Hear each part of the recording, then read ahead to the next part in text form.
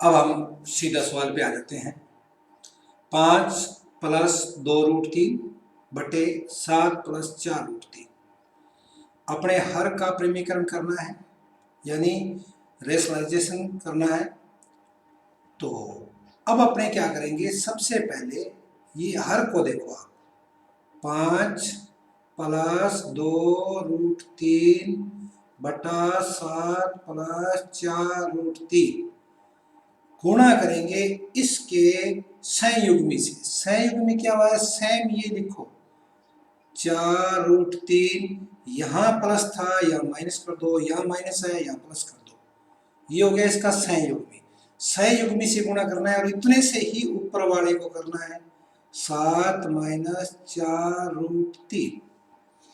अब नीचे देखिए, नीचे सेम है, नीचे वाला तो हो गया a प्लस बी और a माइनस बी के फॉर्म में, तो इसका हो जाएगा a की स्क्वायर माइनस b की होल स्क्वायर। अब मैं नीचे वाला लिख देता हूं 7 का होल स्क्वायर प्लस 4√3 का होल स्क्वायर। ठीक है, ऊपर वाला देखिए ये अलग है ये अलग है, इसको इससे गुणा करना है तो इसमें भी देखिए 1 2 भाग है, इसमें भी 2 भाग है, किसी को 2 बार लिख लो। अब मैं यहां लिख देता हूं 7 माइनस 4√3। 2 क्यों लिखूंगा, एक बार 5 से गुणा करने के लिए, एक बार प्लस 2√3 से गुणा करने के लिए। तो 7 माइनस 4√3। अब कितने से गुणा करेंगे, पहले को 5 से करेंगे और दूसरे को 2√3 से करेंगे, 2√3 से करेंगे। ठीक है, अब गुणा करते हैं, 5 को 7 से करेंगे, 5 7 35, ये minus plus plus minus minus. अब 2 को 5 को करेंगे, 5 चौका 20 और रूट कितना हो गया 3। ठीक है, ये तो गुणा हो गया, प्लस ये प्लस प्लस प्लस, इसको करेंगे 7 दूनी 14√3, यानी इसको और इसको करेंगे, अंक अंक गुणा होंगे, रूट का रूट रह जाएगा, 7 दूनी 14√3। अब ये माइनस है ये प्लस है, प्लस माइनस माइनस, 2√3 और 4√3 को करना है, 4 दूनी 8 और √3 को √3 से करेंगे तो रूट उठ जाएगा, आ जाएगा 3। ठीक है ना, √3 को √3 से करेंगे, रूट उठ जाएगा, आ जाएगा 3।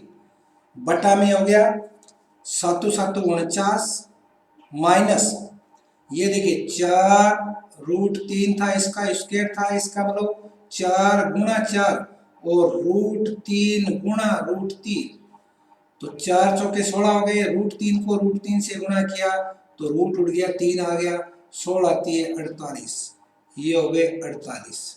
ठीक है, अब आगे अपने हल करते हैं। देखिए ये 35 और ये कितने हो गए, इसको मैं 24 लिख देता हूं, ये 24, 35 प्लस के हैं माइनस के 24 हैं तो बचे 11।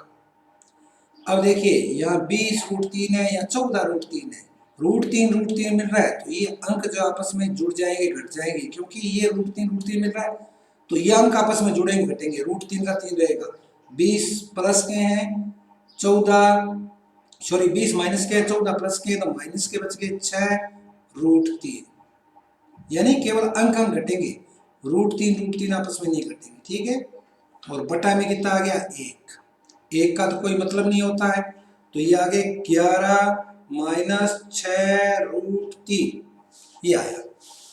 अब देखिए अपना क्या था, a प्लस b√3 बराबर ये लिख दो 11 माइनस 6√3, a का मान तो आ गया सीधा सीधा 11 और b का देखिए b√3 बराबर माइनस के 6√3, b बराबर माइनस 6√3 बटा में ये भाग में जाएगा, √3 से √3 क्या माइनस 6, a का मान आ गया 11 और b का मान आ गया माइनस 6।